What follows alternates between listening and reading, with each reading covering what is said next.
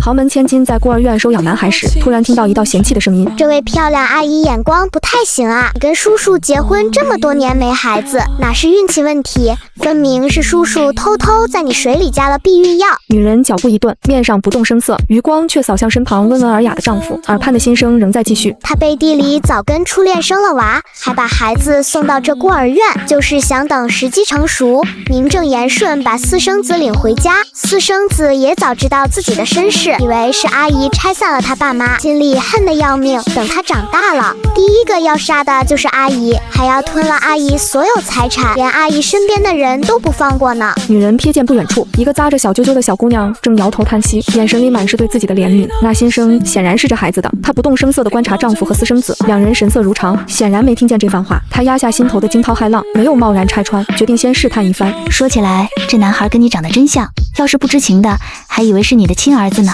你该不会瞒着我在外面有私生子吧？这话一出，女人清晰地看见丈夫眼底飞快掠过一丝慌张，只是她心思深沉，转瞬便掩去异色，依旧是那副温柔模样，伸手想去握她的手。宁宁，你说这话可就冤枉我了，我对你的心你还不清楚吗？我心里只有你一个。她顿了顿，又看向男孩，语气温柔：“只是刚才见这孩子主动帮你擦鞋子，模样瞧着有些像我，便想着要是养了他，以后我不在了，也有人替我照顾你。”秦宇在外向来是无可挑剔的好丈夫，对温以宁百依百顺，可那小姑娘的心声又响了起来。啧啧，男人的嘴骗人的鬼，说什么心里只有阿姨。秦小峰不是你生的，对初恋念念不忘就算了，还换秘书跟换衣服似的。昨晚明明跟小秘书厮混，偏说在开会。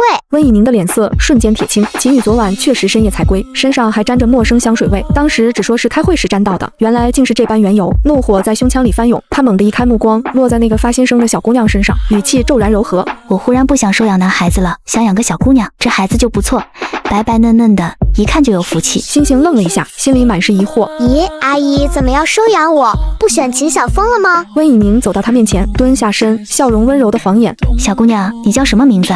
我想做你妈咪，你愿意吗？”星星被她的笑容惊艳，磕磕绊绊的回答：“我叫星星。”下一秒，温以宁又听见她雀跃的心声：“哇，这么漂亮的妈咪要认我啦！我也太幸运了吧！我可是锦鲤转世，肯定能给妈咪带来福气转运。我一定保护好妈咪，不让秦宇和秦小峰父子害她英年早逝。”温以宁忍俊不禁，这小姑娘果然是她的福星。她轻轻揉了揉星星的头：“星星很好听，但我们取个大名好不好？以后你就叫温婉星，跟着妈咪姓温，喜欢吗？”“喜欢，妈咪好温柔，身上好香好暖，好有安全感。秦小峰太坏了，居然想害妈咪，我一定守住妈咪。”温以宁将她抱起，转头对助理吩咐：“小程，去给婉星办收养手续。”秦宇和秦小峰都傻了眼，秦宇心里急得发慌，面上却装出为难的样子：“宁宁，咱们还是收养小峰吧。爸妈本来就因为你没孩子不高兴，领养个男孩好歹能传宗接代，爸妈那边也能少些闲话。领养个小丫头片子没用的。他们高不高兴与我无关，你要是嫌我不能生，大可离婚去找别人生。婉星跟我姓温，和秦家没关系，我必须收养她。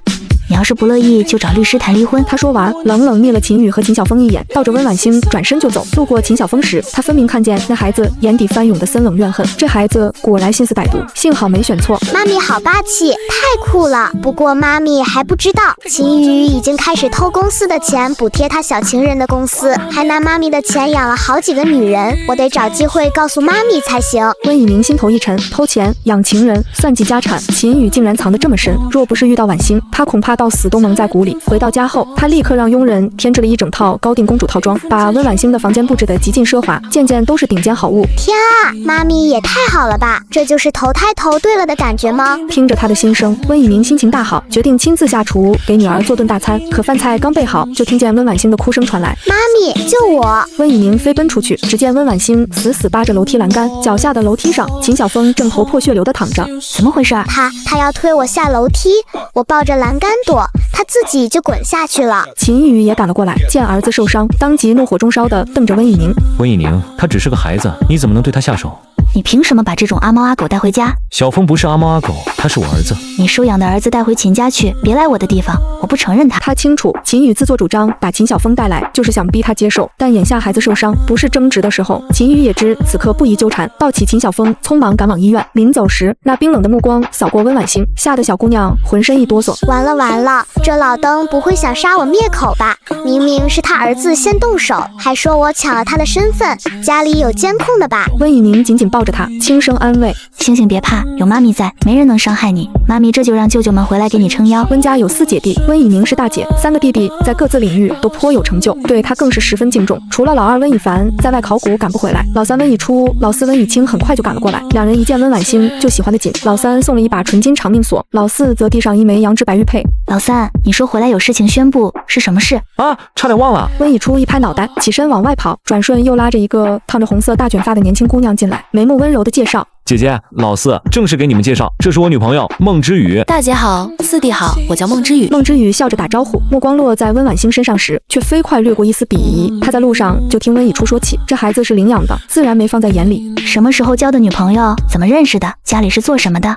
你做什么工作？温以宁瞬间开启长姐模式，一连串问题抛了出来。哎呦姐，你这是查户口呢，比我这个当警察的还严。先吃饭吧，我都饿了。温以初撒娇着打圆场，饭菜上桌后，温以宁和2个舅舅不停往温婉欣碗里夹菜。这时孟之雨忽然开口：姨初，给我夹那个。就这一个了，你吃别的吧。星星喜欢吃这个。温以初有些抱歉的给他夹了另一种菜。孟之雨的脸色当即沉了下来，冷冷扫了温婉欣一眼。温婉欣被他看得一激灵，突然想起什么，心里大喊：光顾着吃了，差点忘了正事。原书里3舅舅是因公殉职的，死得特别惨，还跟这个孟之雨脱不了关系。啪嗒几声，温以宁、温以初、温以清的筷子同时掉在桌上。温以宁最先镇定下来，捡起筷子，飞快在姐弟群里发消息：你们也能听见星星的心声，别声张，免得吓着他，他还能说出更多事儿。温以初和温以清惊魂未定，看到消息才松了口气，纷纷回了收到。温以初不动声色地瞟向孟之雨，她披着波浪卷，笑容温婉，怎么看都是完美女友，真会是害自己惨死的人吗？温婉欣的心声还在继续。这个孟之雨是个爱慕虚荣的捞女，好吃懒做就爱掉凯子。3舅舅以前扫黄差点抓到他，他就装成勤工俭学的大学生，编可怜身世骗3舅舅。后来他跟毒贩勾结，染上毒瘾，为了拿毒品出卖3舅舅，害得行动失败，3舅舅就惨死了。要是3舅舅活着，秦宇也不敢那么肆无忌惮的害妈咪。温以清只觉得食不知味，好好吃顿饭，怎么就知道了这么多噩耗？他只想安安静静待一会儿啊。这时家里的小白猫跑进餐厅，喵呜叫了一声，温婉欣眼睛一亮。对了，孟之雨好像不喜欢小动物，我可以用小猫试探它的人品。他立刻又开开心心吃起饭来。孟之雨看着温婉欣摇头晃脑吃饭的样子，心里越发鄙夷。温家怎么这么没规矩，让宠物进餐厅，还纵容一个领养的丫头这般放肆。温婉欣吃饱后跳下椅子，妈咪，我吃饱了，出去玩了，小心点儿。温以宁笑着叮嘱，眼底却藏着深意。温以初和温以清也紧绷着神经，目光追随着他的身影。温婉欣抱起小白猫，轻轻摸了摸他的背，故意朝着饭桌的方向跑去。跑到孟之雨身边时，脚步一踉跄，连人带猫扑了过去。猫爪子不小心在孟之雨的裙子上留下一个泥印。该死，这可是我新买的裙子，价值2万，一只破猫也敢毁我的衣服，我要杀了它！孟之雨心里狂怒，下意识想站起来，可温婉欣还趴在他腿上，只能强压怒火。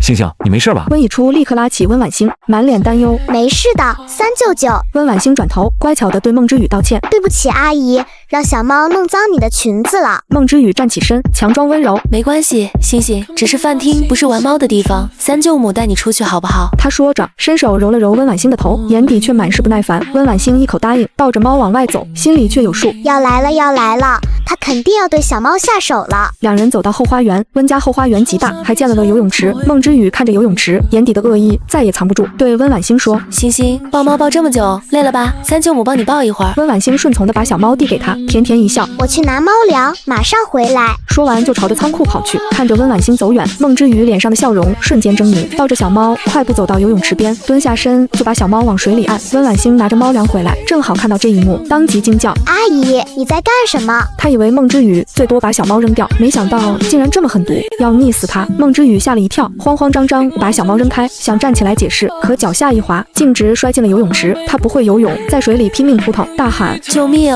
救命啊！我不会游泳。温婉欣跑到岸边，先把浑身湿透、瑟瑟发抖的小猫捞上来。小白猫琥珀色的眼睛里满是恐惧。这时温以初听到呼救声跑了过来，虽然泳池水不深，还是伸手把孟之雨拉了上来。湿裙子紧紧贴在身上，又冷又黏。孟之雨又气又恼，满心都怪温婉欣。他扑进温以初怀里，委屈的哭起来：以初，你要为我做主啊！星星让我帮他抱猫，那猫猫不安分跳进泳池，我想救猫，他却推我下水，他竟然为了一只猫害我。他说着，伸手指向温婉欣，眼神怨毒。这女人脑子转得也太快了吧！明明是她想淹死小猫，反倒倒打一耙，说自己是救猫，还冤枉我推她下水，这戏演得也太溜了。三舅舅不会真信她的鬼话吧？温婉欣攥着小拳头，瞪圆了眼睛望向温以初。温以初自然听见了他的心声，心里暗叹：这孟之宇是真把星星惹毛了，更怕小姑娘觉得自己会偏袒外人，当即推开了缠在怀里的孟之宇。星星年纪那么小，怎么可能推得动你？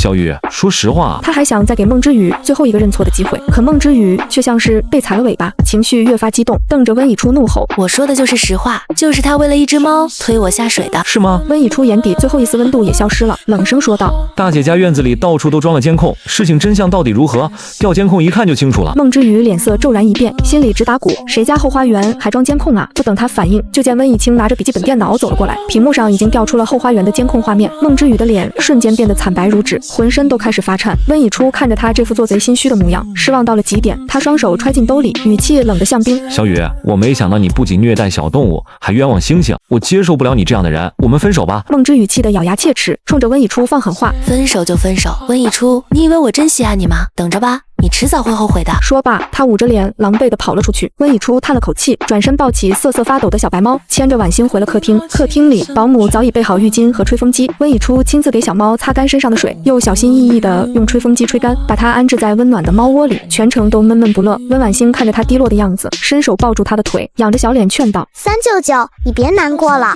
你以后肯定能遇到更好的女朋友的。温以清走进来，点头附和：星星说的对，那种女人根本不值得你伤心。不过三哥也确实可怜，好不容易铁树开花谈的女朋友，竟是个两面三刀、虐待动物的坏女人。他想起刚才监控里孟之宇瞬间狰狞的脸，仍心有余悸。天知道我刚才看回放时有多震惊，那女人也太恐怖了。温以清又想起星星之前的心声，想到自己三哥原本凄惨的下场，忍不住打了个寒战。他望向婉欣的眼神满是感激，这可是温家的福星，能改命换运的那种，以后必须好好哄着。他当即提议：不如这样，三哥，今天被那女人搅得没吃尽兴，改天我做东，咱们去酒店再吃一顿，既安慰安慰你，也庆祝星星正式成为咱们温家的一份子。温以初勉强提了点精神，点头答应。第二天，温家人齐聚云氏最好的好运来酒店，正吃得热闹，温以清的手机突然响了，他接起电话，那头传来一道带着挑衅的声音：温以清，上次让你赢了纯属侥幸，我今儿又组了局，敢不敢过来再比一场？温以清斜靠在椅背上，翘着二郎腿，语气嚣张又意气风发：有什么不敢的？爷在赛车界就没怕过谁。电话那头轻笑一声：好，我欣赏你的自信。今天下午3点，中山路不见不散。中山路是赛车手专用赛道，平时常有车手在那练习比赛。温婉欣一听就来了兴致，心里直痒痒。四舅舅下午要去赛车，我只在手机上看过赛车视频，从没到现场感受过那种氛围，好想去。他立马从椅子上滑下来，拽着温以清的衣角晃来晃去，小脸上满是希冀，大眼睛亮晶晶的。四舅舅，四舅舅，星星也想去看赛车，好不好吗？面对这么乖萌的小姑娘，温以清哪舍得拒绝，当即点头：可以啊。他又转头跟温以宁报备，保证会看好婉欣，注意安全，一定平平安安把婉欣送回家。随后就带着她直奔中山路。和温以清约赛的是江家的江一峰，他身边还牵了一个小男孩。温以清看着那孩子，笑着打趣：巧了，你带孩子，我也带孩子，星星这下有伴了。他揉了揉婉欣的头：星星乖，先和哥哥去玩，四舅舅去做赛前准备。温婉欣乖巧点头，江一峰也松了手，示意小男孩过来和婉欣玩。那小男孩倒是落落大方，就是眉宇间带着一股不属于年龄的沉稳，像个小大人。他走到婉欣面前，伸出小手，一脸认真的自我介绍：你好，我叫江逸晨，今年6岁。小妹妹，你叫什么名字？多大了？漂亮哥哥好，我叫温婉欣，小名星星，你叫我星星就好啦。我今年4岁。温婉欣礼貌的回应，心里却炸开了锅。卧槽卧槽，这就是江逸晨，豪门江家的独子，将来江氏集团唯一的继承人。他忍不住在心里惋惜，可惜啊可惜，这么好的孩子，小年纪就会出车祸，一辈子坐在轮椅上，还变得心理扭曲，病娇残暴，成了书中的大反派，不敢对喜欢的女生表白，只会背地里搞小动作，还总跟书中男主抢项目，最后不仅没追到女生，项目也黄了，江家的家产还被大伯一家吞了，也太惨了。他只顾着在心里吐槽，压根没发现江逸晨已经惊得瞪大了眼睛。他愣在原地，心里满是疑惑。温婉欣明明已经说完话了，他怎么还能听到一大串声音？而且那些话竟然是在说他的未来，他会出车祸，会变成病娇反派，家产还会被大伯一家夺走。江逸晨死死盯着他，眼底满是震惊。他也正一脸惋惜地望着他，四目相对的瞬间，江逸晨飞快收敛敛了神色，轻轻点头。咱们去那边玩好不好？他主动牵起温婉星的手，温婉星刚握住他的手，突然想起什么，心里一紧。今天是6月12号，按照书中剧情，江一晨的车祸就是在今天，而且就是因为赛车。温婉星猛地转头，看向正在检查赛车的温以清。温以清离得不远，清清楚楚听到了温婉星的心声，心里咯噔一下，下意识看了江一峰一眼，随即不动声色地走过来，对着陪赛人员说：“我的赛车没问题，我再给孩子们的赛车检查一遍，小孩子的安全不能马虎。”孩子们乘坐的赛车都配有专门的陪赛人员，他们刚检查过一遍，却也不好拒绝温以清的2次检查。温以清仔细检查完温婉星的赛车，又想去查江一晨那辆，江一峰却急忙上前阻止。行了行了，不用检查了，赶紧比赛吧。这2位都是专业陪赛员，有他们在，你家小丫头和我堂弟肯定没事。你想害人，当然不想让4舅舅检查，那辆赛车肯定有问题，绝对有问题。温婉星在心里暗骂，温以清脸色一沉，江一峰却一把拽过他，催促道：“快点开始，磨磨蹭蹭的，你该不会是怕了吧？”我会怕你，简直是笑话。温以清一把甩开他的手，心里却警惕起来。温婉星怕他们吵起来，担心江一峰狗急跳墙伤害温以清，赶忙对江一晨说：“漂亮哥哥，咱们待会儿坐一辆赛车好不好？”江一晨痛快答应。你先过去等我，我跟保镖说句话。他垂在身侧的手紧紧握成拳头，眼底满是寒意。他终于确定了，江一峰是真的想害他。所谓带他见世面，根本就是想借着赛车除掉他，好让大伯一家夺取家产，心思也太恶毒了。他绝不会就这么算了。江一晨走到保镖身边，低语了几句，保镖皱着眉离开了。他回到温婉星身边，跟着温婉星坐上了他的赛车。刚拖着温以清走到赛道旁的江一峰见状，转头呵斥：“小陈，你是男子汉，怎么能坐小姑娘的赛车？快回你自己的车上去。”温婉星故意开口：“我坐他的赛车。4舅舅，麻烦你再帮我检查一遍那辆车呗。”温婉星在心里嘀咕：“谁让我人美心善呢？明知道车有问题，总不能眼睁睁看着他出车祸。我救了他，说不定他以后就不会变得那么偏执暗黑了。就算还是偏执，反正他对付的是秦宇，能把秦宇按在地上摩擦也不错，这样秦宇就抢不走妈咪的家产了。我可真是个大聪明。”江一晨听着温婉星的心声，忍不住弯了弯嘴角，这小姑娘还真是孝顺又可爱。有了温婉星的话，温以清更是理直气壮，再次去检查江一晨那辆赛车，一查果然查出了问题，刹车失灵了。什么？江一峰故作惊讶，冲过去指着陪赛人员的鼻子怒骂：“刚才不是让你检查过了吗？车子有问题怎么不说？太不专业，我要扣你工资，今天的陪赛费别想拿。”那陪赛人员本就是江一峰的人，是按他的吩咐动的手脚，自然不敢吭声，只能硬着头皮背锅，点头哈腰的陪笑道歉。江一峰骂了一通，心里憋着一股气，拉着温以清就往赛车场走，计划泡汤了。他只能寄希望于在赛场上赢过温以清，找回面子。两人各自坐上赛车，在专业赛道上展开角逐。温婉星和江一晨则坐在专属的儿童赛车里，由陪赛人员带着玩。这还是他们第一次坐赛车，都玩得不亦乐乎。直到夕阳西下，温婉星才恋恋不舍地和江一晨挥手告别，坐在回家的车里。温婉星还兴奋地手舞足蹈，眉飞色舞地跟温以清讲着赛车时的趣事。温以清赢了比赛，心情大好，拖着下巴耐心听着。这时他的手机突然响了，温以清懒洋洋地接通，电话那头立刻传来温以宁焦急的声音：“四弟，你们在哪儿？带着星星回来了吗？”温以清瞬间紧张起来：“我们在回家的路上，怎么了姐？”“没事啦，你们能在晚饭前回来就好。”“肯定能到。”温以清挂了电话，总觉得姐姐这通电话有些奇怪。她随手放下手机，目光无意间扫到一条刚推送的新闻，瞳孔骤然一缩，中山路附近发生一起赛车手车祸。她急忙点开新闻，机械的播报声在车厢里响起。18点08分，中山路附近发生一起交通事故，伤者为江家子弟江一峰，其刚在中山路赛车场完成一场比赛，返程途中车辆失控，经初步调查，事故原因疑似刹车失灵。刹车失灵？温以清心里一惊，江一峰的车前几天刚送去保养检修过，怎么会突然刹车失灵？他猛地想起那辆被动手脚的儿童赛车，难道不止江一峰想害江一晨，还有人在江一峰的车上动了手脚？这难道是江家内部的争斗？他越想越后怕，忍不住打了个哆嗦。温婉星也听得一脸意外，心里琢磨：剧情怎么变了？难道是因为我要坐江一晨的车，4舅舅检查出了问题，所以出车祸的人变成了江一峰？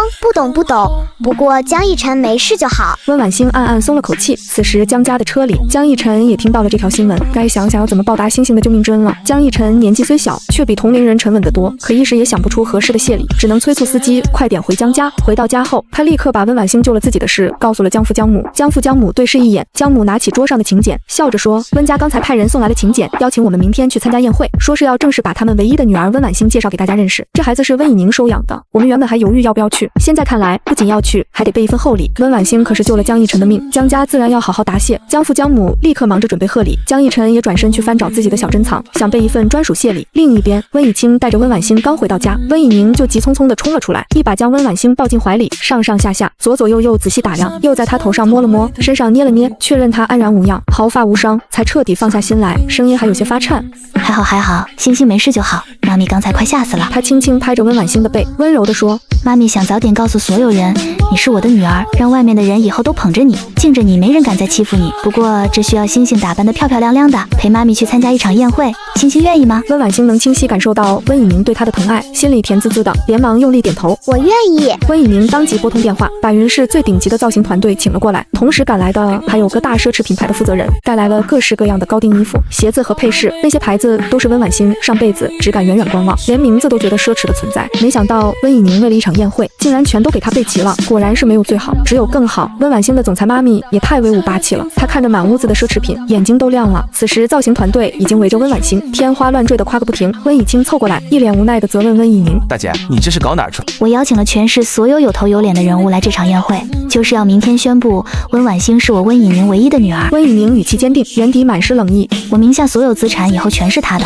绝不让其他人沾一分，也省得秦宇那渣男惦记。这只是我对她的第一步回击。温以宁说的太霸气了，可温婉星却听懵了，心里疯狂刷屏。卧槽！妈咪这就要向全世界宣布我是她唯一的女儿，唯一的继承人。她是真不想要秦晓峰了，这破天的富贵竟然真让我接住了。苍天啊，大地啊，我这不是在做梦吧？妈咪对我也太好了，我太幸福了，以后我一定要加倍对妈咪好，不仅要保护她，还要让她成为全世界最幸福的妈咪。温婉星被幸福冲得晕晕乎乎，任由造型团队量身打造、精心装扮，又被温以宁为了些点心哄着睡了过去。第二天一早，温以宁寸步不离地守着，看着造型团队按昨天定好的样式给她装扮妥当，才牵着她惊艳亮相宴会会场。作为主人，他们到之前，宾客们早已陆续到场。温婉星一露面，全场就响起阵阵赞叹声，气氛其乐融融，主宾尽欢。江母牵着江逸晨的手，笑着穿过人群，走到温以宁面前，语气热络：恭喜恭喜，温总您终于有女儿了，这是我们江家的一点心意。说着，江母就让人呈上一套价值上亿的项链，在场宾客瞬间哗然。我的天，江家这是多疼温家这位小公主，居然送这么贵重的礼。温以宁也有些意外，连忙推辞：江夫人，这礼物太贵重了，我不能收。可更离谱的还在后面，江母拍拍手，又有人递上来一份合同。她笑着解释，这是我们和温氏合作的意向书，先前温总一直想争取我们最新的研发项目，我和老江已经商量好了，就交给温氏来做，咱们有钱一起赚。这项目成了，温氏最少能净赚2个亿，相当于江家一出手就是3个亿的贺礼。满堂宾客惊得鸦雀无声，温以宁也一时语塞。江夫人，您这也太客气了，我实在受宠若惊。他和江家此前并不算熟络，这般厚待实在反常。江夫人亲热地拉住他的手，笑容和煦。温总别多想，这项目就是谢礼。昨天在中山路，你家宝贝女儿可是救了我儿子一命啊！比起救命之恩，这3个亿根本不算什么。温以宁惊喜地看向温婉星，眼底满是宠溺。原来又是星星给他带来的好运，他心心念念的合作，竟因女儿一句话就成了。温以宁喜不自禁，宾客们也纷纷上前祝贺。就在这时，门口传来一声不合时宜的通报：秦总来了。秦总还带了个孩子。温以宁抬眼望去，只见秦宇带着秦家父母走了进来，身后跟着个小保姆，手里正牵着秦晓峰。他冷笑一声，秦宇还真是迫不及待想让秦晓峰露脸，他故意没通知他，这人竟还巴巴地凑过来。有宾客见状诧异询问，原来温总你们收养了2个孩子，一男一女，可真是好福气啊。这话刚落，温以宁直接拿过主持人手里的话筒，清了清嗓子，冷声宣布：我再次郑重声明，我温以宁只有一个女儿，就是温婉星，其他人哪怕是秦宇的亲生孩子，我也绝不认。日后我若有意外，名下所有资产也全部归温婉星一人所有，只属于他一个人。说完，他牵着温婉星转身就走。秦宇的脸瞬间黑得像锅底，秦母更是不顾场合，撒腿就追上去，指着温以宁的鼻子质问：温以宁，你这话什么意思？你是说我孙子以后没资格继承你的财产了？你怎么这么小心眼？秦宇不过是想要个男孩，这有什么错？你出去打听打听，谁家的继承人不是男孩？秦母越说越激动，撒泼打横道：你居然把所有资产都留给一个没血缘关系的外人，我不同意，死都不同意！你必须把小峰也收养了。温婉星看得直翻白眼，在心里疯狂吐槽：这老太婆也太搞笑了，都什么年代了，还搞性别歧视？小脑怕是被裹了脚吧？怪不得秦老爷子看不上他，这么大年纪了，老爷子还出轨家里的年轻小保姆。啧，秦老爷子这身子骨也真是老当益壮，还让小保姆怀了孕，我可太期待老太婆知道真相后的嘴脸了。她非逼着要孙子，现在不光有秦宇这个儿子，将来还得替别人养个小儿子呢。温婉星抱着看热闹的心态吃瓜，温以宁原本已怒不可遏，正要叫保镖把秦家众人赶出去，听到他的心声后却顿了顿，随即更勾了勾唇，转头喊来温以清。四弟，你去把我公公找来，我倒要问问他，是不是也想让我收养秦晓峰。温以清刚才也听见了温婉欣的心声，立马懂了温以宁的用意，乐颠颠地跑向监控室。大姐放心，我保证速去速回。至于秦父能不能自愿到场，就不是他们控制的了。温以清很快就查到了秦父的去向，果然是带着那个小保姆开了房，他惊得啧舌。我操，真不愧是秦家人，什么无耻事都干得出来。秦父都60岁了，还祸害20岁的小姑娘，这么劲爆的戏码可不能我一个人看。他把监控画面定格在秦父与小保姆纠缠的画面，反手就投放到了宴会大厅的大屏幕上。下一秒，不堪入耳的声音就传遍了全场：“秦总，你轻点，弄疼我了，小宝贝，我这不是着急吗？快让我亲亲咱们的爱情结晶！”在场宾客都差点吐出来，那不是秦宇的父亲吗？居然在这种场合干这种事，也太不要脸了！秦母彻底懵了，他在这儿为孙子争继承权，老头子却在外边给他捅这么大的篓子，他当即炸了，嘶吼着朝楼上冲：“贱人，翠翠你这贱人！我好心收留你照顾小峰，你竟敢勾搭我老头子，我饶不饶你？秦建业，我也绝不放过你！”监控显示，秦父就在2楼客房，秦母疯了似的撞开房门，宴会厅的宾客也一窝蜂的涌上去看热闹，人群混乱中，温婉欣正看得起劲，闻声下意识转头，身后却突然传来扑通一声，原来是秦母揪着小保姆往外拖，秦父急着阻拦，猛地推了秦母一把，秦母本就气急攻心，力道不及男人，踉跄着后退2步，正好被秦晓峰伸出去的脚绊住，整个人重重压在了他身上，周围的人慌忙散开，众目睽睽之下，秦晓峰被压得小脸扭曲，额头上布满冷汗，脸色惨白如纸，唇瓣哆嗦着挤出一句：“疼，我身上好疼。”随即双眼一闭晕了过去。秦母被人扶起来，酒店紧急叫来的医生立刻上前检查，片刻后皱起眉头，这孩子情况不妙，有一根肋骨骨折了。亲奶奶把亲孙子压得肋骨骨折，众人还没缓过神，被甩了几巴掌，推在地上的小保姆突然哀嚎起来，身下渗出点点血迹。医生又急忙过去查看，很快摇头，不行了，这肚子里的孩子保不住了。大孙子骨折，未出世的小儿子夭折。秦父被接二连三的变故逼得红了眼，疯了似的掐住秦母的脖子，都怪你，都是你这个老太婆作妖，害死我的小儿子，还弄伤小峰，我要掐死你！秦母被掐得翻起白眼。温以宁怕在宴会上闹出人命，连忙让人把2人拉开。小保姆和秦晓峰被抬上救护车，秦父秦母骂骂咧咧地跟了上去，秦宇黑着脸匆匆开车紧随其后，看着秦家人狼狈退场，温以宁心情畅快。江逸晨这时拉了拉温婉欣的手，从兜里掏出一个小巧的许愿瓶，郑重地放进她手心。那些是我爸妈送你的贺礼，这个是我亲手叠的，里面有108颗星星，能帮你实现108个心愿，以后你有任何心愿都可以告诉我，我帮你实现。明明才6岁的小家伙，说这话时却比大人还虔诚。温婉欣捧着许愿瓶乐不可支。好啊，说好了，我要你帮忙的时候，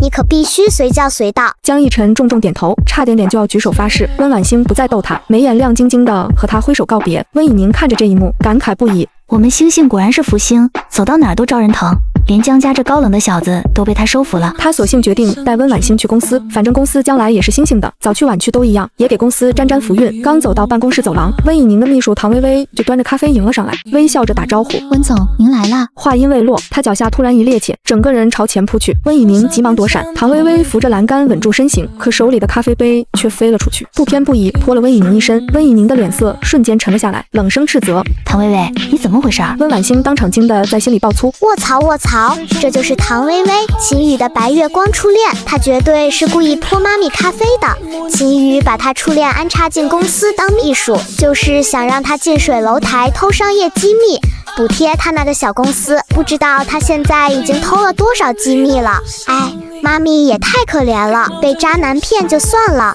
还得天天对着渣男的初恋。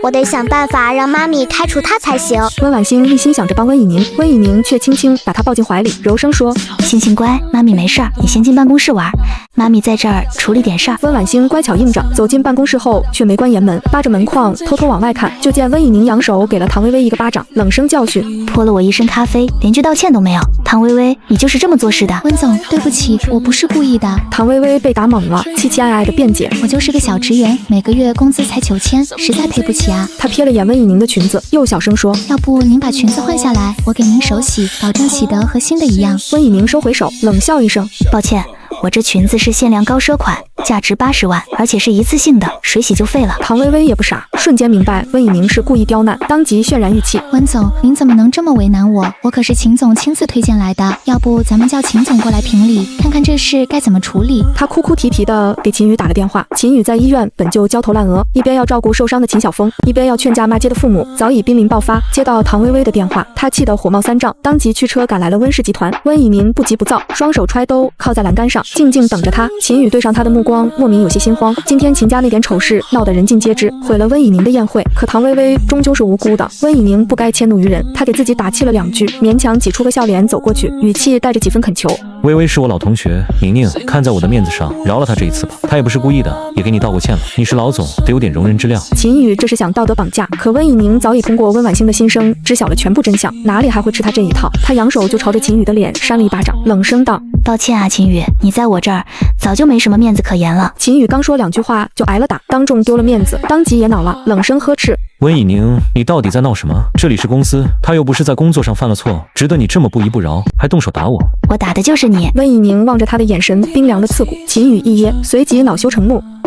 好得很，我知道了，你就是因为我想收养小峰，故意报复我，还连带报复我推荐来的老同学，是吧？行，不就是80万吗？我帮他赔你。秦宇说的怒火中烧，温以宁却依旧冷淡的勾着唇。好啊，现在就付。秦宇没料到他会这么步步紧逼，当即掏出银行卡，阔步进了温以宁的办公室。付就付，刷卡。温以宁的办公室里配备了刷卡机，可他刷了一下，机器却显示交易失败。秦宇当场懵了。温以宁凉凉开口：鉴于你婚后一直挪用我的钱补贴你的小公司和情人，我觉得有必要冻结这张卡，就当是对你挪用财产的补偿。言下之意，这卡就是他让银行冻结的。秦宇气得冲着他低吼：我们说到底还是夫妻，温以宁，你是不是太过分了？可温以宁无动于衷，就那么直勾勾地盯着他，摆明了要等赔偿款到账。秦宇没办法，只能转头去哄唐薇薇先出钱。唐薇薇满心不甘，可对上温以宁咄咄逼人的眼神，终究还是乖乖刷了80万。秦宇这才带着唐薇薇气呼呼地离开了温氏集团。看着2人狼狈离去的背影，温以宁脸上露出一抹冷笑。秦宇这就沉不住气了，别急，这才只是开始。他不仅要一步步收回属于自己的一切，还要彻底搞垮秦宇的小公司。温以宁回到办公室，立刻吩咐秘书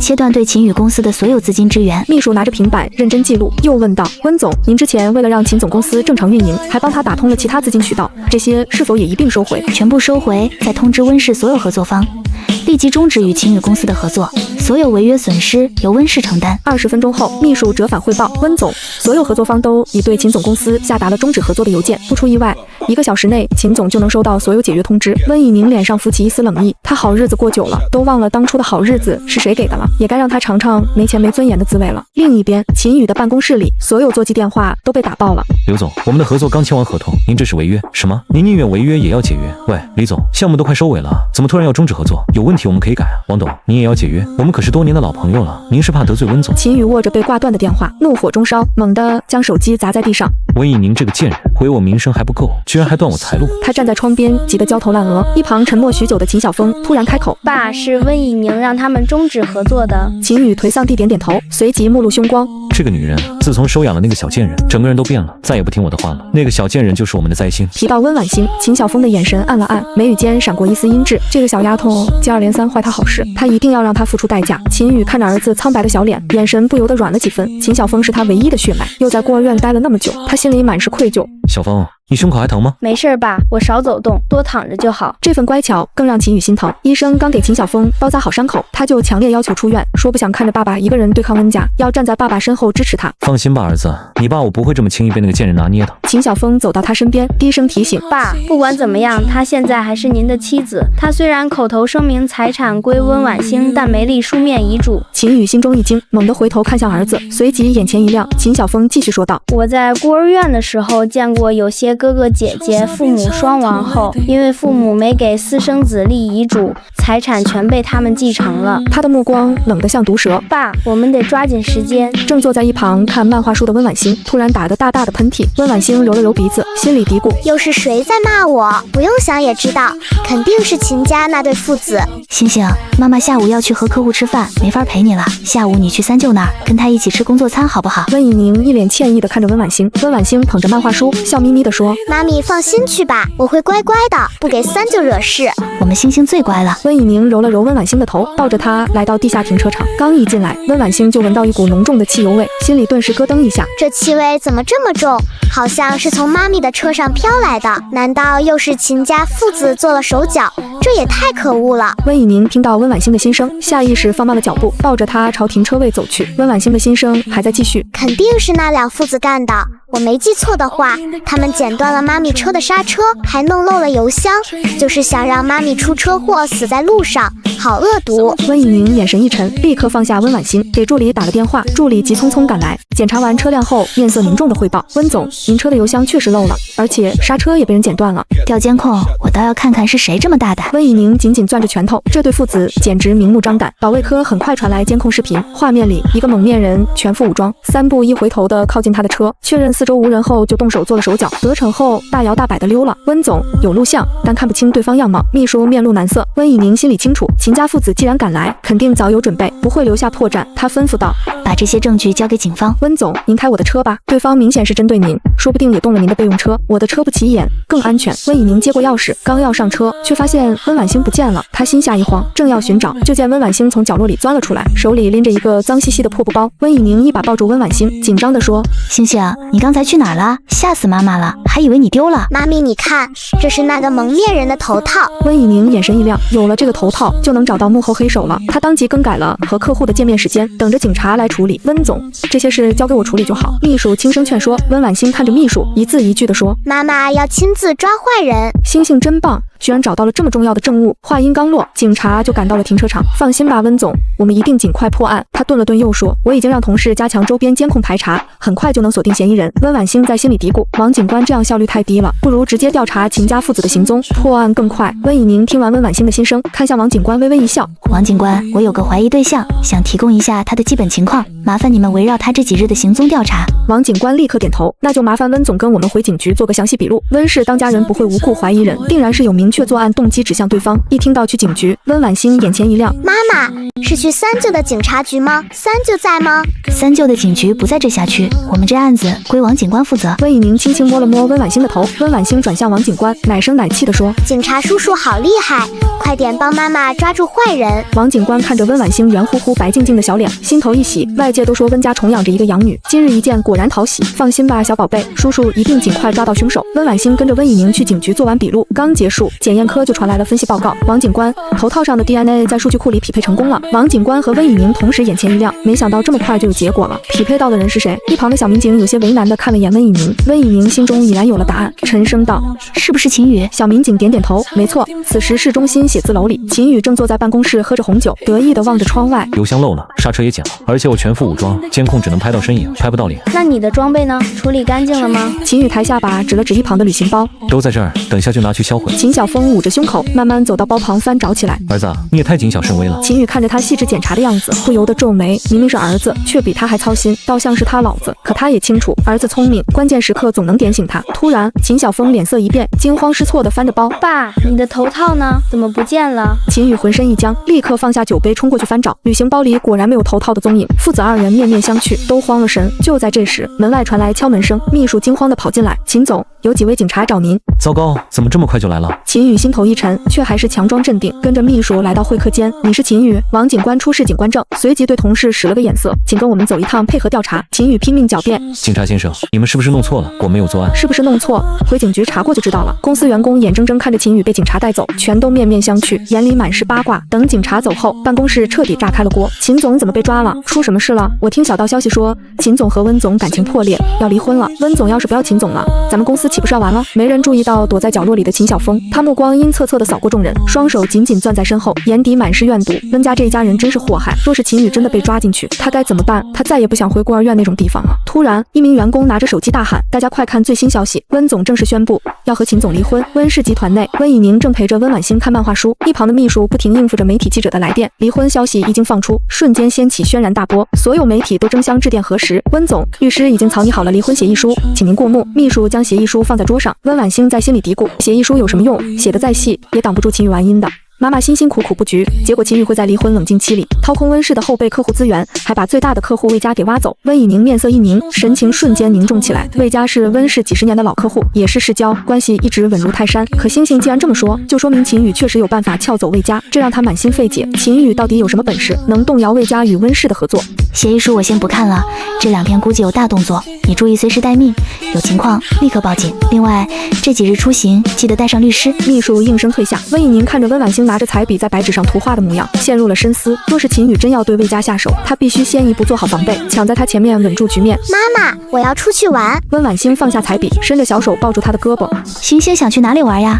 是不是想去游乐场？不要，我要去看花。温婉星拽着温以宁的衣袖晃了晃。我要看好多好多花花。温以宁面露疑惑，还没弄清他的意思，温婉星就急着补充：妈妈，你带我去魏家的花园看花吧。温婉星趴在他耳边心里嘀咕：刚刚听秘书姐姐说秦宇被警察局带走了，但他只是犯罪未遂，身边还有狡诈的律师，交了保释金就能出来。不出意外，他现在正带着秦晓峰往魏家赶呢。这对父子肯定又要作妖搞大事。妈妈去晚了，黄花菜都凉了。温以宁脸色一凛，当即站起身，事不宜迟，必须立刻赶往魏家。他弯腰抱起温婉星，笑着哄道：好，星星，妈妈带你去看这城里最漂亮的兰花，好不好？温婉星脆声应下。秘书开车载着母女2人前往魏家，车子驶入郁郁葱葱的山林，一座雍容华贵的庄园渐渐浮现。他正琢磨着温婉星口中作妖的具体意思，车子已停在了魏家庄园大门口。魏家管家见状，立刻满脸堆笑地迎上来开车门。温总，今天怎么有空过来？您刚才打电话说要过来，老爷子正在屋里念叨您呢。我也好久没见魏叔了，递过来拜访，也不知他老人家最近身体怎么样。温以宁笑着回应，顺势把温婉星放下来，轻轻拍了拍他的后背。老爷子身体硬朗着呢。管家笑着推开大门，客厅中央，一位精神矍铄、声如洪钟的老爷子正望着门口，正是魏家家主魏振国。宁宁，你怎么现在才来看叔叔？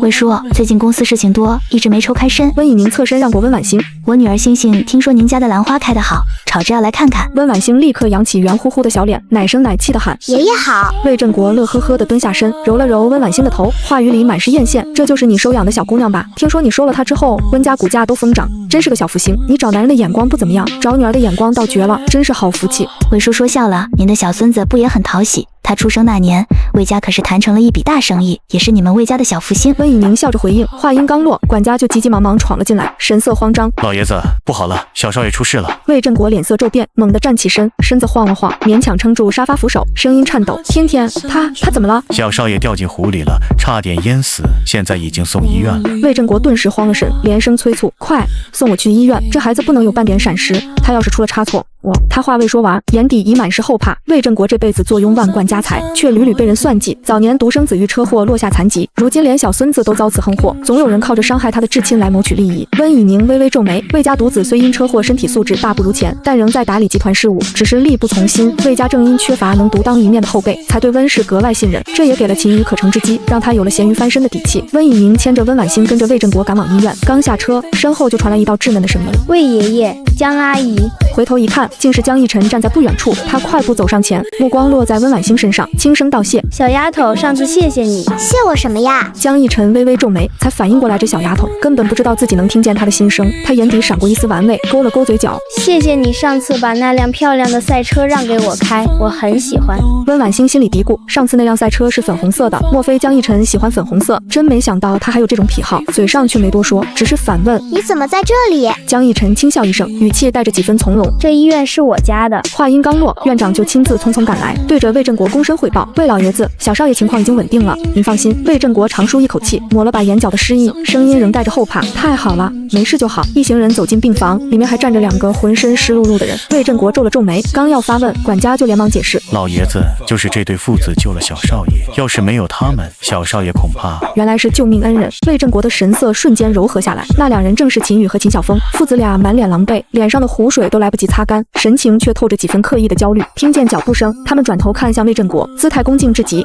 魏老好。秦宇上前一步，语气诚恳：小少爷情况已经稳定了，医生说不出意外，明天就能出院。他眼底藏不住激动的光，显然很清楚救下魏家小少爷意味着什么。温以宁将这一切尽收眼底，神色瞬间冷了下来，眼角带着一丝讥诮。温婉星在心里气得直骂：原来秦宇是用这种下三滥的手段拉拢魏家，为了获取信任，竟然故意把魏爷爷的小孙子推下水，差点害死人家。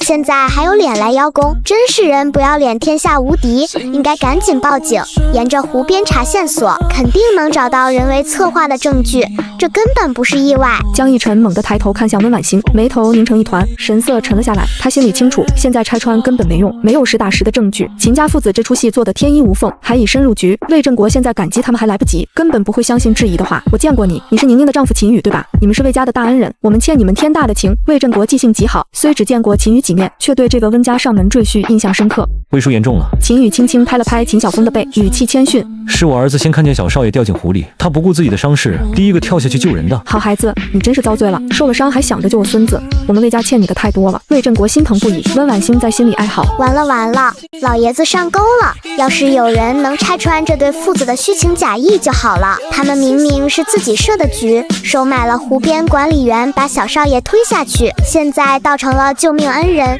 真是太恶毒了。温以明和江逸晨同时眼神一震，没想到秦家父子为了翻身，竟然能做到这种地步。湖边安保严密，还有安全员巡逻，小少爷在这儿生活了好几年都没出过事，偏偏这时候落水，想必做手脚的船和救生衣早就被藏进树林，找不到痕迹了。江逸晨不动声色地退出病房，温以明则默默拿出手机发了条信息，又给身边的秘书递了个眼色。秘书看了眼手机，心领神会地悄悄退了出去。秦宇见状，立刻试探着开口：魏叔，我在市里开了一家小公司，就是最近资金周转有点紧张。这好办，都是小事，下周一你到我们集团来，我亲自帮你处理。魏振国大手一挥，语气郑重，得到口头承诺。秦宇得意地看向温以明，那眼神仿佛在说没了你，我照样混得风生水起。温婉欣在心里暗骂臭男人，心愿达成就得意忘形，小心出门被雷劈。就在这时，一道稚嫩却沉稳的声音从门口传来：魏爷爷，您孙子是怎么掉进湖里的呀？众人的目光瞬间被吸引过去，江逸晨双手抱在胸前，站在门口，目光了然地扫过秦家父子。秦宇对上他的眼神莫名浑身一寒，明明只是个小孩子，眼神却带着极强的震慑力，让他心里发慌。秦晓峰阴恻恻地盯着江逸晨，眼底翻涌着嫉妒，他最讨厌这种过得光鲜亮丽、自带优越感的小孩，恨不得把对方拉到和自己一样的泥潭里。江逸晨勾了勾嘴角，信步走进病房，目光落在魏振国身上，语气平静却带着穿透力：魏爷爷，湖边的安全措施这么严格，还有安全员巡逻，您的孙子怎么会掉进湖中间呢？江逸晨的话音落下，病房里瞬间陷入寂静，空气仿佛凝固了一般。秦宇脸上的得意僵住，下意识攥紧了拳头，这个小鬼头的问题精准戳在了他最心虚的地方。魏振国也愣了愣，随即眉头微蹙，他只顾着庆幸小孙子平安，倒真没细想这事的蹊跷。湖边是魏家庄园的核心区域，安保措施历来严密，怎么会突然掉进湖中间？小孩子贪玩，爬过防护栏不小心滑下去的而已。秦宇反应极快，立刻堆起笑容打圆场，语气刻意显得轻松。当时情况紧急，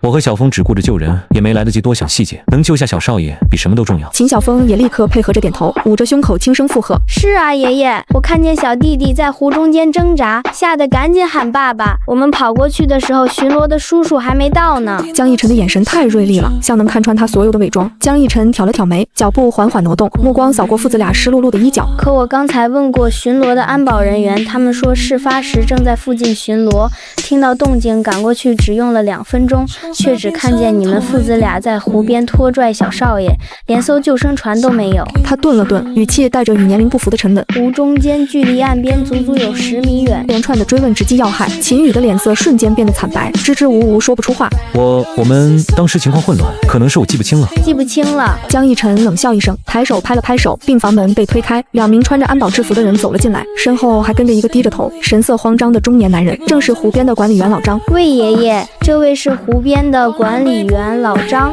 他说有话要跟您说。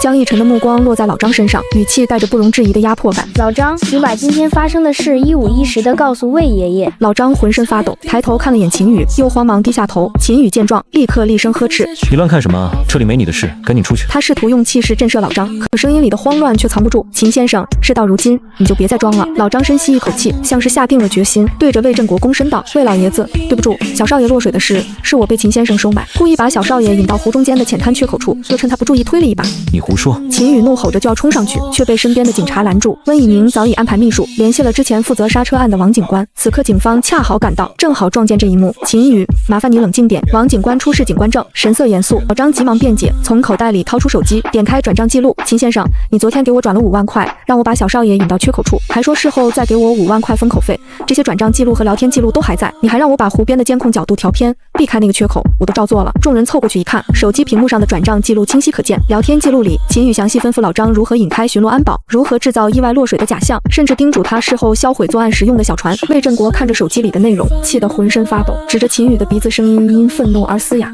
你这个狼心狗肺的东西，我竟然差点把你当成恩人，你为了攀附魏家，竟然故意害我的孙子，你安的什么心？魏叔，不是这样的，你听我解释，是这个管理员陷害我。秦宇还在做最后的狡辩，可他的话已经没人相信。江逸晨又适时开口：魏爷爷，我已经让人在湖边树林里找到了那艘被藏起来的小船，船外我还调了庄园外围的私人监控。说着，江逸晨拿出平板电脑，点开监控视频，证据确凿，无可辩驳。秦晓峰看着照片，脸色瞬间变得惨白，再也维持不住可怜兮兮的模样，眼神里闪过一丝恶毒的怨怼。他猛地推开身边的警察，朝着江逸晨扑过去。都是你，要不是你多管闲事，我们早就成功了。江逸晨早有防备，轻轻侧身躲开，秦晓峰扑了个空，重重摔在地上，胸口的伤口被牵扯，疼得他龇牙咧嘴。他趴在地上，疯狂地嘶吼：我才不要回孤儿院，我要当有钱人，温婉欣的一切都该是我的，温以宁那个女人凭什么不收养我？这番话彻底暴露了他的真实想法，也印证了老张的证词。魏振国气得脸色铁青，对着管家厉声吩咐，立刻通知集团所有部门，不准和秦宇有任何往来，还要追究他的法律责任，让他为自己的所作所为付出代价。秦宇看着眼前的一切，知道自己的计划彻底泡汤了，双腿一软，瘫坐在地上。他本以为靠着苦肉计和栽赃陷害，能攀上魏家这棵大树，彻底摆脱温以宁的控制，没想到却被一个小孩子拆穿，落得如此下场。林宇被警察带走时，眼神空洞，嘴里不停念叨着：不可能，我怎么会输？秦晓峰则被医生拦住，重新检查伤口。他坐在病床上，死死盯着温婉欣，眼神里满是不甘和怨毒。可再怎么挣扎，也改变不了既定的事实。解决了秦家父子的事，魏振国松了一口气，转头看向温以宁和温婉欣，满脸愧疚：宁宁，对不起，都怪我糊涂，差点被那个小人蒙蔽，还差点影响了我们两家的合作。魏叔，您别这么说，幸好事情及时查明，天天也平安无事。我们两家的合作本来就是建立在信任的基础上，这点小插曲不会影响我们的关系。魏振国欣慰地点点头，又揉了揉温婉欣的头，多亏了星星这个小福星，若不是他想来魏家看花，我们也不会这么快赶到医院，更不会及时拆穿秦宇的阴谋。以后你常来魏家玩，爷爷的花园永远对你开放。谢谢魏爷爷。江逸晨站在一旁，看着温婉欣，眼底闪过一丝温柔，轻声说：以后我陪你一起来看兰花。医院的事告一段落后，温以宁立刻着手处理秦宇留下的烂摊子。他让秘书整理了秦宇婚后挪用温氏集团资金，转移财产补贴他小公司的所有证据，连同刹车案的 DNA 报告、蓄意伤害儿童的证据一起提交给了法院，正式提起离婚诉讼，并要求追究秦宇的民事赔偿责任。秦宇的小公司本就靠着温氏的资金支撑，如今温氏切断所有支援，又加上魏家的封杀，各大合作方纷纷解约，公司瞬间陷入绝境，资金链彻底断裂。没过多久，公司就因资不抵债被法院查封拍卖，用来偿还温氏的损失。法院审理后，认定秦宇多项罪名成立，判处有期徒刑5年。同时，因秦宇婚内恶意转移财产、挪用公款，离婚判决中他被净身出户，不仅无法分得温以宁的任何财产，还要赔偿温氏集团巨额损失。秦宇名下的房产、车辆等所有资产都被拍卖抵扣赔偿款，最终变得一贫如洗。而秦晓峰因为秦宇入狱，没有其他合法监护人，且他的生母早年间就已失踪，法院最终将他送回了之前的孤儿院。温以宁也曾考虑过是否要收养他，可想到他内心的恶毒和偏执，又担心他会伤害到温婉欣，最终还是放弃了。他让人给孤儿院捐了一笔钱，叮嘱院长多关注秦晓峰的心理状态，希望他能在孤儿院好好改造，重新做人。温家的日子终于恢复了平静，甚至比从前更添了几分温馨。温婉欣成了温家捧在手心的小公主，3个舅舅把她宠上了天。温以宁更是将所有的温柔都给了这个意外降临的小福星。温氏集团的股价也在温婉欣的锦鲤光环下一路飙升，成了云氏商界最亮眼的存在。日子一晃过了半年，温婉欣5岁了，褪去了出来时的软糯稚嫩，出落的愈发精致可爱。唯一不变的是，她依旧把保护温以宁当成自己最大的使命，每天像个小保镖似的跟在温以宁身边，寸步不离。这天是周末，温以宁难得不用去公司，打算带着温婉欣去温家老宅陪爷爷奶奶吃饭。3个舅舅也早早的赶了过来，温以初还特意买了温婉欣最爱的草莓蛋糕，温以清则搬来了一大箱最新的儿童绘本，温以凡也从考古现场赶了回来，给温婉欣带了一串用各色玉石串成的小手链，温润的触感衬得她的小手愈发白嫩。星星，快戴上舅舅给你买的手链，看看好不好看？好看，谢谢二舅舅，二舅舅眼光真好。一行人说说笑笑的坐上了车，朝着温家老宅驶去。车子刚驶入老宅所在的巷子，温婉婉欣的眉头突然皱了起来，小鼻子嗅了嗅，心里嘀咕着：怎么有股熟悉的味道，好像是秦晓峰身上的味道。他不是在孤儿院吗？怎么会在这里？难道是偷偷跑出来了？这小子肯定没安好心，妈咪可得小心点。温以宁听到他的心声，眼神瞬间沉了下来，不动声色地对司机说着：开慢一点，注意观察四周。司机立刻放慢车速，温以清也警惕起来，打开车窗四处张望。温以初更是直接掏出了手机，随时准备联系警局的同事。车子缓缓停在温家老宅门口，爷爷奶奶早已站在门口等候，看到他们下车，立刻笑着迎了上来：可算回来了，快进屋，饭都做好了。奶奶伸手想去抱温婉欣，温婉欣却往温以宁身后躲了躲，小手指着老宅旁边的一条小巷子，奶声奶气地说着：太奶奶，那条巷子里有坏人，星星闻到坏人的味道了。秦晓峰就躲在巷子里，还有一个陌生的男人，好像是孤儿院的护工，他们在偷偷看我们，肯定是想趁机害妈咪。我得看好妈咪，不能让他们得逞。温爷爷和温奶奶的脸色瞬间变了。温爷爷当过兵，性子刚毅，立刻沉声道：以初、以清，去看看。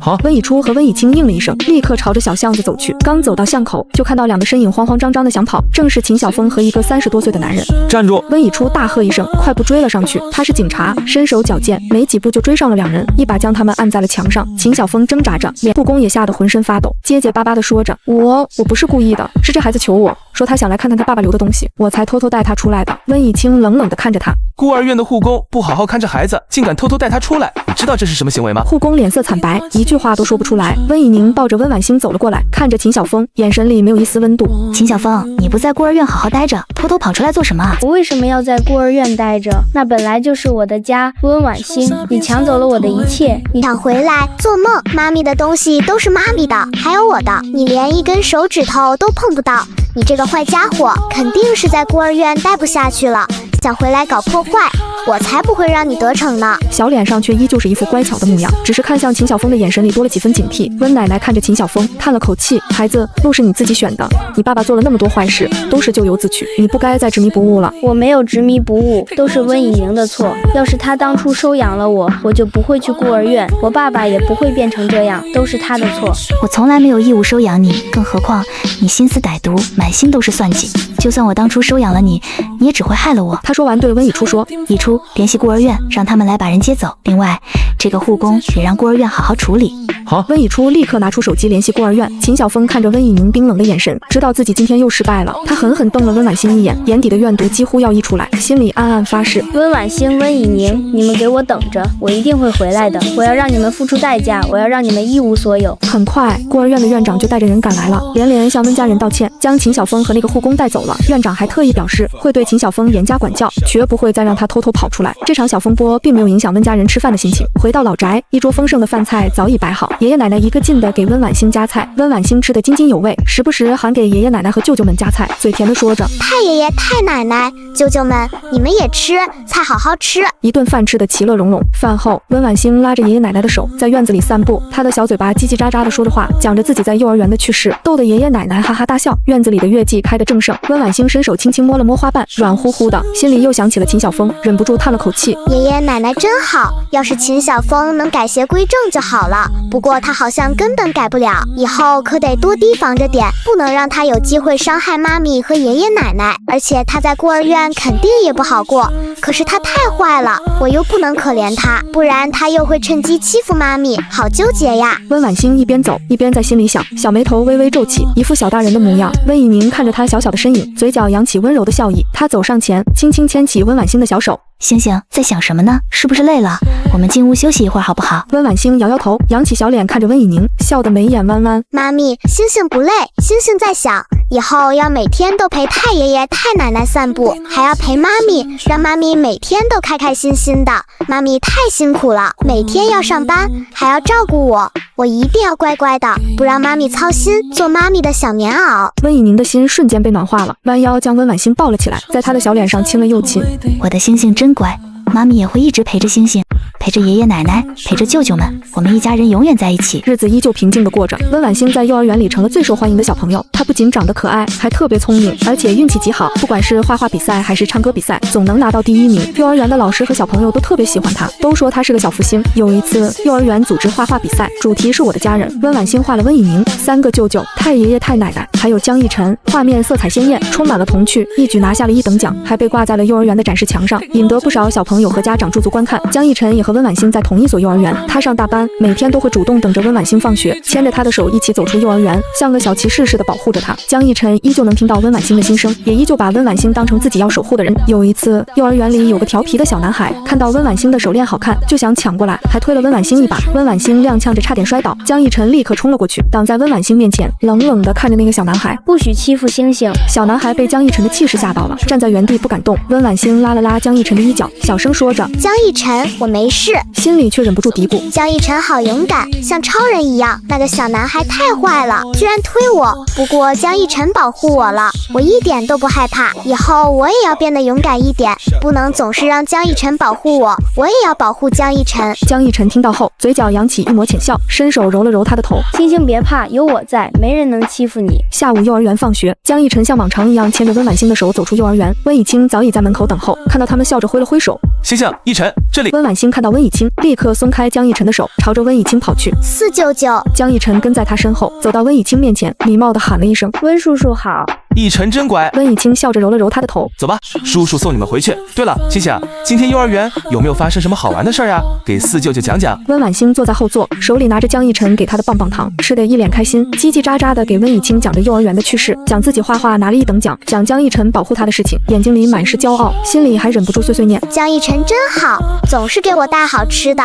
他长得又好看，学习又好，以后肯定是个大帅哥。不知道以后谁会嫁给这么好的人呢？不过他现在是我的好朋友，我要和他做一辈子的好朋友。而且江逸晨今天保护我，我以后也要保护他，不能让他被别人欺负。江逸晨坐在他身边，听到他的心声，嘴角忍不住扬起一抹浅笑。温婉星愣了一下，没有松开，反而握得更紧了。车子刚开了没多久，温婉星的脸色突然变了，她扒着车窗看着外面，心里大喊着：不好，是秦晓峰，他居然跟着我们，还有几个陌生的男人，看起来好凶，他们肯定是来害我们的。4舅舅，快开车，快点，他们的车好黑，看起来好吓人，千万不能让他们追上我们。温以清听到他的心声，立刻警惕起来，通过后视镜看到后面有一辆黑色的面包车一直跟着他们，车速忽快忽慢，行迹十分可疑。他立刻加快车速，沉声说着：星星别害怕，4舅舅在，4舅舅一定会保护好你和逸晨的。他一边开车一边拿出手机给温以初打电话：三哥，我们在去市区的路上被一辆黑色的面包车跟着，行迹可疑，好像还有秦晓峰，你赶紧带人过来，地址我发给你，我们现在往高架桥方向开，那里有交警，能稍微安全一点。电话那头的温以初立刻说着：好，你们小心点，千万别和他们硬拼，我马上就到，已经联系了附近的交警，让他们在高架桥入口接应你们。挂了电话，温以清又给温以宁打了电话，告诉他这边的情况。温以宁得知后，立刻放下手里的工作，心脏紧紧揪在一起，生怕温婉星和温以清出什么事。他一边开车朝着他们的方向赶来，一边联系了公司的安保团队，让他们火速支援，还特意叮嘱安保队长一定要确保孩子们和温以清的安全。后面的面包车看到温以清加快了车速，也立刻跟了上来，车速越来越快，甚至几次试图别温以清的车，轮胎摩擦地面发出刺耳的声音，情况十分危急。温以清握紧方向盘，眼神坚定，不断变换车道，试图摆脱后面的面包车，同时小心翼翼地避开路上的其他车辆，生怕发生意外。温婉星吓得紧紧抓着江逸晨的手，小脸苍白，眼泪在眼眶里打转，却强忍着没有掉下来，心里却依旧保持着冷静。江逸晨，你别怕，我们一定会没事的，警察叔叔马上就来了，还有妈咪也会来救我们的，我们一定要坚持住。江逸晨握紧他的手，沉声道：星星，我不怕，我会保护你，就算他们来了，我也会挡在你前面。他虽然只有7岁，却比同龄人沉稳得多，此刻脸上没有一丝慌乱，眼神里满是坚定。很快，温以初就带着警察赶来了，同时高架桥上的交警也注意到了这边的情况，立刻上前疏导交通，拦截后面的黑色面包车。那辆黑色的面包车看到警察和交警，立刻想掉头逃跑，却被警察团团围住，逼停在了路边，插翅难飞。警察立刻上前打开车门，里面果然坐着秦晓峰和4个陌生的男人，那些男人手里还拿着棍棒，一看就是来者不善。车厢里还有一些绳子和胶带，显然是早有预谋。秦晓峰坐在座位上，脸色惨白，来，浑身发抖，眼神里满是恐惧。他怎么也没想到自己的计划又一次失败了，而且这次比上一次还要严重。温以清停下车，快速打开车门，抱着温婉欣走了下来，又牵起江逸晨的手，仔细检查了一下两个孩子，确认他们没有受伤，才松了一口气。星星、一晨，你们没事吧？有没有哪里不舒服？温婉欣摇了摇头，扑进温以清的怀里，委屈地哭了起来。四舅舅，我不怕，我就是有点担心你，还有妈咪。温以清心里一阵心疼，轻轻拍着他的背，安慰道：没事了，没事了，四舅舅没事，妈咪也很快就来了，坏人已经被警察叔叔抓住了，再也不会伤害我们了。江逸晨也轻轻拍了拍温婉欣的后背，柔声说着：星星，别哭了，坏人已经被抓了，我们安全了。温婉欣抬起头，擦了擦眼泪，她看着温婉欣，眼神里有怨毒，有不甘，还有一丝不易察觉的委屈，却一句话都说不出来，只能低着头，浑身不停地发抖。原来秦晓峰被送回孤儿院后，一直心怀怨恨，觉得自己的一切都是被温婉欣和温以宁毁掉的。他不甘心就这样在孤儿院待一辈子，他本来以为自己的计划天衣无缝，却没想到又被温婉欣发现了，还引来了警察。这一次他彻底栽了。温以初走到秦晓峰面前，冷冷地看着他：秦晓峰，你屡教不改，上次偷偷跑出来搞破坏，我们已经给过你机会了。秦晓峰依旧低着头，一句话都说不出来，眼泪无声地掉了下来。他心里充满了悔恨，可是一切都晚了。他知道自己这一次再也没有机会弥补了。而秦晓峰因为年纪尚小，达不到刑事责任年龄，但他屡教不改，行为恶劣，孤儿院已经不愿意再收留他。江家也得知了这件事，江父江母对温婉欣更是心疼，特意给温婉欣送来了很多安全防护用品，还有很多好吃的和好玩的。江母还特意叮嘱江逸晨，一定要好好保护温婉欣，不能让她再受到任何伤害。江逸晨也更加坚定了要保护温婉欣的决心，每天依旧陪着温婉欣上下学，寸步不离。不管在学校里还是学校外，他都会紧紧牵着温婉欣的手，时刻警惕着周围的动静，不让任何人有机会伤害温婉欣。时间过得飞快，转眼又过了1年，温婉欣6岁了，到了上小学的年纪。温以宁为她挑选了云市最好的私立小学，这所学校师资力量雄厚，教学环境优美，教学质量也非常好，很多豪门子弟都在这里上学。江逸晨也和他在同一所学校上3年级。开学第1天，温以宁特意请了1天假，亲自送温婉欣去上学。他给温婉欣穿上了漂亮的公主裙，扎了2个小小的丸子头，头上还戴了一个粉色的发箍，背上了崭新的书包，书包上还挂着温婉欣最喜欢的小兔子挂件，看起来格外可爱。温婉欣牵着温以宁的手，一脸兴奋，蹦蹦跳跳的，眼里满是期待，对小学的生活充满了向往。终于上小学了，以后我就是小学生了，再也不是幼儿园的小娃娃了。我要好好学习，天天向上，考第1名，做妈咪的骄傲，还要和江逸晨一起好好学习。我们要做学校里最优秀的学生，一起考上好的中学、好的大学，还要保护好妈咪，不让妈咪再为我担心。温以宁看着他兴奋的模样，笑着说着：星星，到了学校要听老师的话，和同学好好相处，不能调皮捣蛋，有什么事儿就给妈咪打电话，或者找江逸晨，知道吗？知道了，妈咪。温婉欣点点头，踮起脚尖在温以宁脸上亲了一口，声音软软的说着：妈咪再见，星星会乖乖的，会好好学习，不会让妈咪失望的。江逸晨这时也来了，他走到温婉欣身边，自然地牵起她的手。星星，我带你去教室，你的教室在1年级1班，就在我教室的楼下，以后我下课就下来找你，放学也等你一起走。好呀，江逸晨。温婉欣笑着点点头，和江逸晨一起朝着教学楼走去。小小的身影在阳光的照耀下显得格外可爱，两人的手紧紧牵在一起，画面十分温馨。温以宁站在原地看着他们的背影，嘴角扬起温柔的笑意，眼里满是欣慰。他知道温婉欣的未来一定会充满阳光，而他的生活也会因为这个小小的锦鲤萌娃变得越来越幸福。